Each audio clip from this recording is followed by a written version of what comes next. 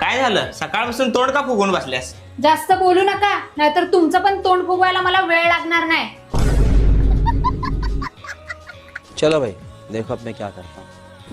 अगं माझं शर्ट कुठे ठेवलंय? मी घातलंय, घाला.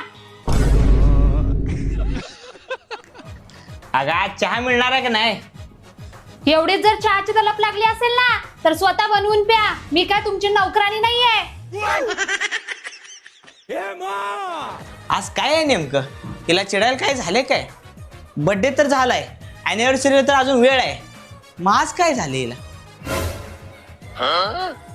व्हॅलेंटाईन डे आज. लग्नाच्या आधी बरं ऑनलाईन सगळं पाठवत होते, गुलाब बिलाब पेस्ट्री बिस्ट्री सगळं, आणि आता लग्नाच्या नंतर साधा एक दिवस पण तुमच्या लक्षात राहत नाही.